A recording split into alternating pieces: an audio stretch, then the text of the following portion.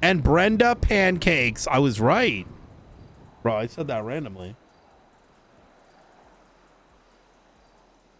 All right.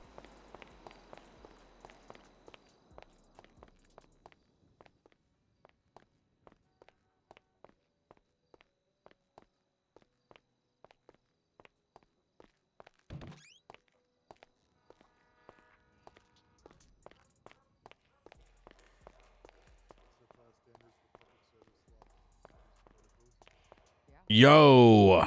Yep. Speaking of the Hey, All how's it going, right. mate? Pretty good. Not too bad. So, not gonna take too long. Mhm. Got called by somebody's lawyer. Oh God, what's his name? William Hunter.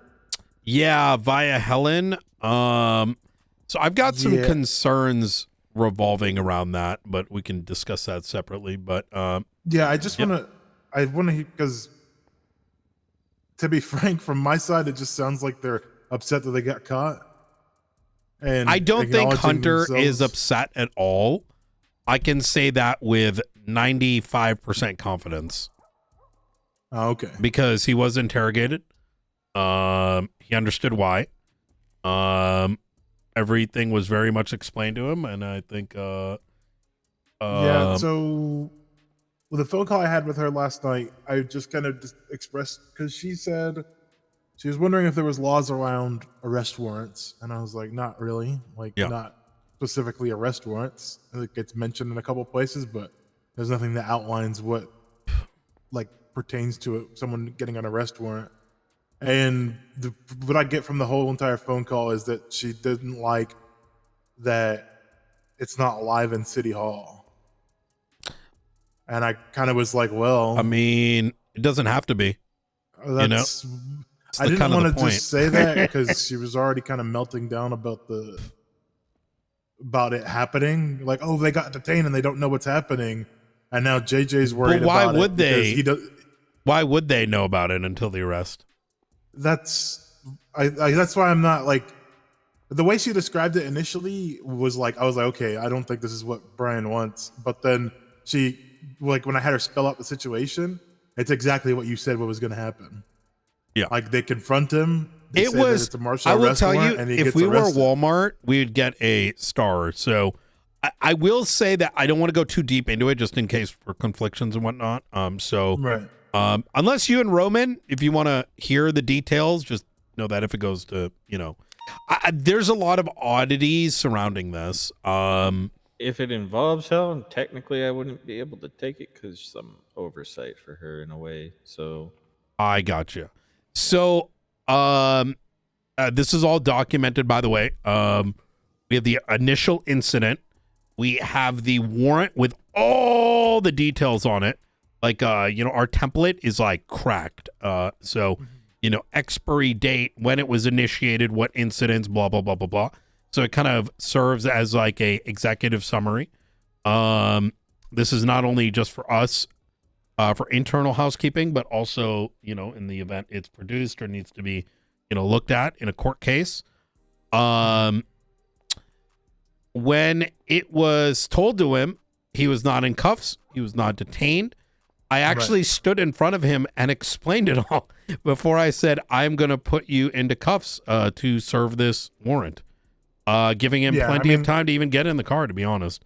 So like I said, honestly, because yep. when I had her break it down to what exactly he said, it's literally what you guys told us you were going to do. Mm-hmm. And I didn't say that, like, that's what you explained to us. I was just kind of like, well, that's like, I don't know how it gets better than that, rather than you just kind of camping City Hall to see if you have a warrant. Like, they actually are telling you, hey, you have a warrant. Like, it's exactly. Like, I don't this know stuff if is I all don't know part if the of notification gets better than that, to be honest. Yes. Hey, Opal, could you come down to City Hall? I'm be done with this in a little bit, and we can go for a drive. Of course. I'll meet you there in a second. All right. See you in a bit. Bye-bye. Yeah. But it wasn't so much the procedure of it. Mm-hmm. What I think is getting to like a more valid concern is getting the charges, time, and fine as per FOIA legislation, right? So if they do have an active martial warrant, they don't know about it, right? Hold on. Let me call you back. So if they do have a active martial warrant, obviously it's not posted to City Hall, and you guys haven't made the first contact. Technically, that warrant isn't active until we acquire until them. first contact. Yep. So, okay. I mean, think of it this way, right? We may be writing up warrants that we have no strategic interest in serving, right? Mhm. So, some examples of this is, because it's a resource constraint as well. Right. So say, for example, you got 6 individuals on 6 separate incidents. We may service 3 of them as it is strategically more or prosecutorially more valuable, right? But they all have one ready to go. And they have one ready to go. And the 3 were like, you know what? Let's actually skip this. We got the 2 primary targets. The other ones are accessory. Let's not go for it. So things can be written investigatorially, but they may not actually be open warrants. Now, at the point of contact, let's say Mr. Hunter was able to get away or whatever it may have been. At that stage, they're going to be getting that warrant is live regardless of our position, right? Right. So it wouldn't be like we can be like, oh, you got a warrant, and then we lose them. We're like, okay, we're taking the warrant down, right? Yeah.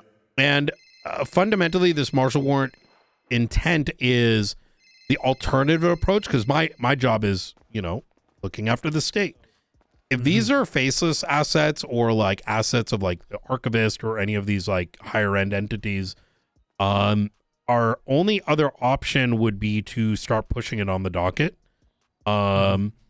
Because to be clear here, I'm not looking into fairness. I'm letting the state tell me whether or not that's unfair. Is that kind of making sense? 100%. And I'm going to be honest with you, especially because I pointed out to her, there's not really legislation around it. And I didn't really want to go there, but it's what you said, we're not trying to play fair. It's not going to be fair. Life it shouldn't be fair. Yeah. Sometimes. Yeah. It's not a jewelry store. We're dealing with cases of state, instability of the state, this, that, and the third. So but I just wanted to, because I know you said to let you know when stuff like this comes up. Absolutely. That's what. Yeah, why I just wanted to bring it to you. But like I said, the longer I had the conversation, the more she described about what actually happened, the more it was okay, this is literally what Brian was saying was going to happen with the martial warrant. Is that they're going to make the first contact, say, hey, you're under arrest, gets the martial warrant, and then they get arrested. Yeah. Even looking at, hold on.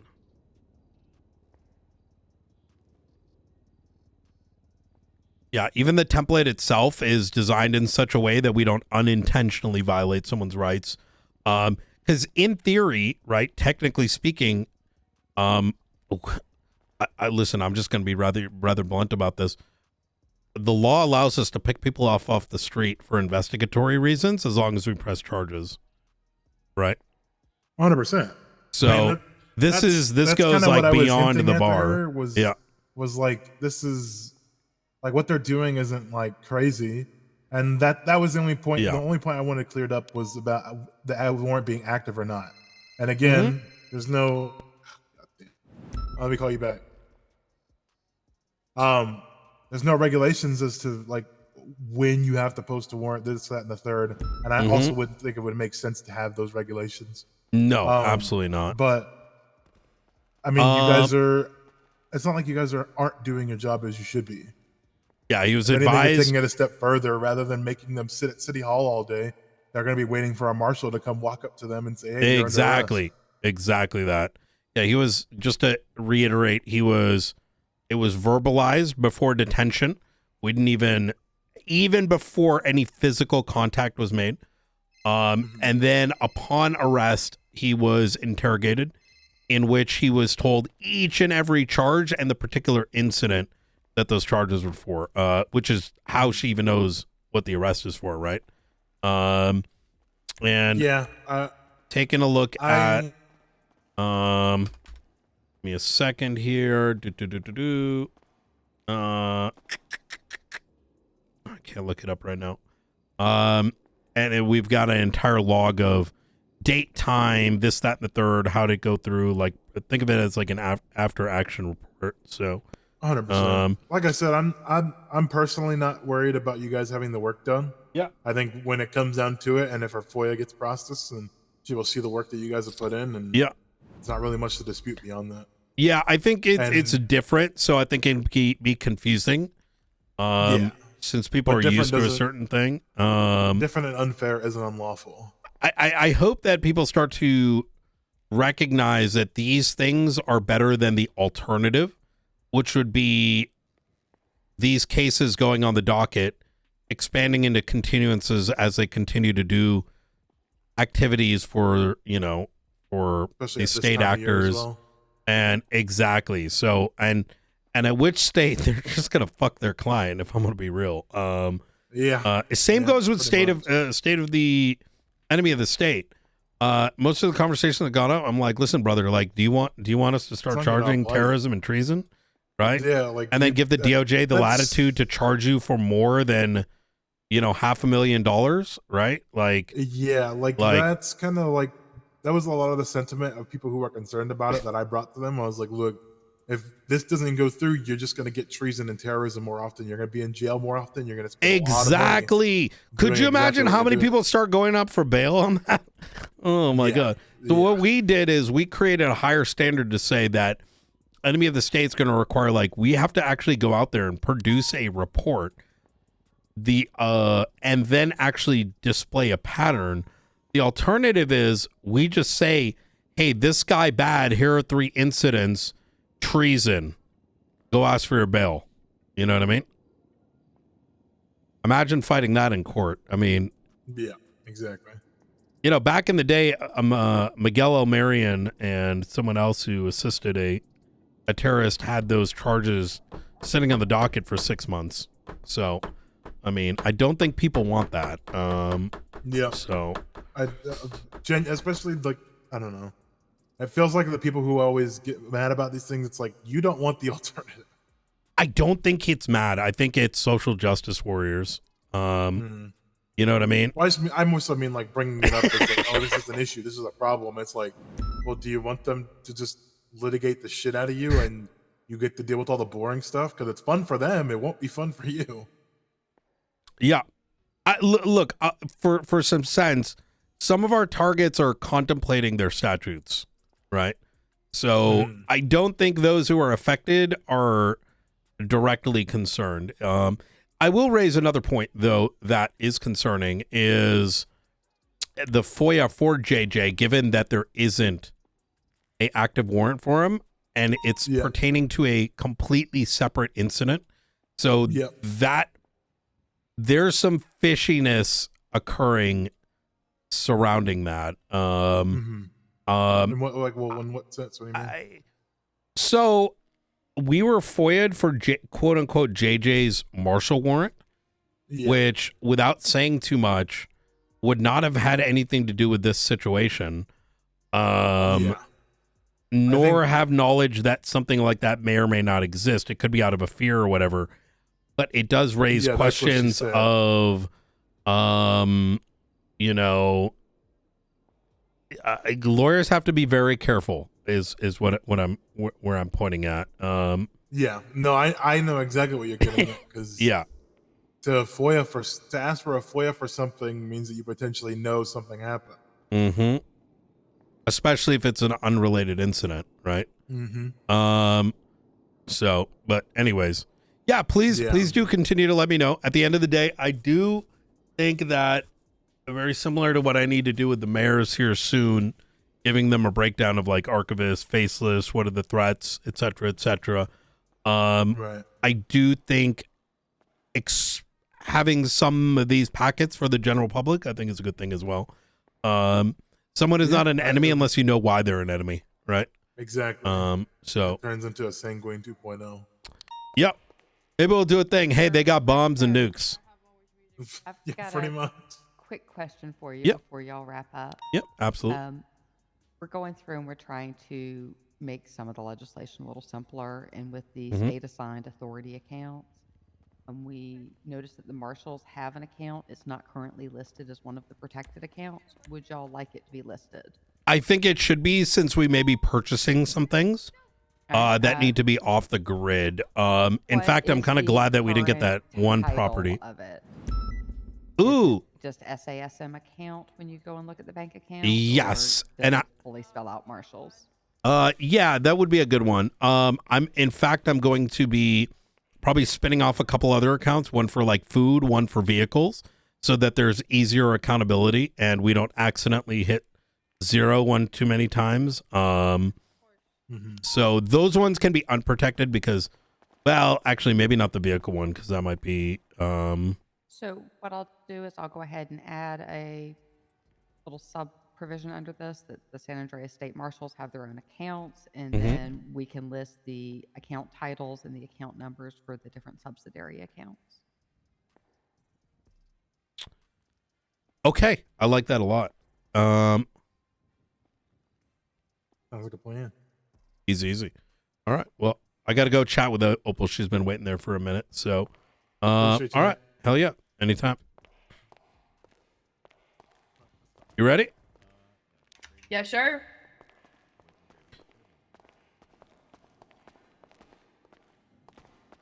How you been? You know, falling into the not falling into the position. Forced into the position. Yeah, we could go with that. I genuinely walked into an interview. I was pressured into it, but it's been good. There's been a lot of like anti-SASM drama, but it's kind of fun,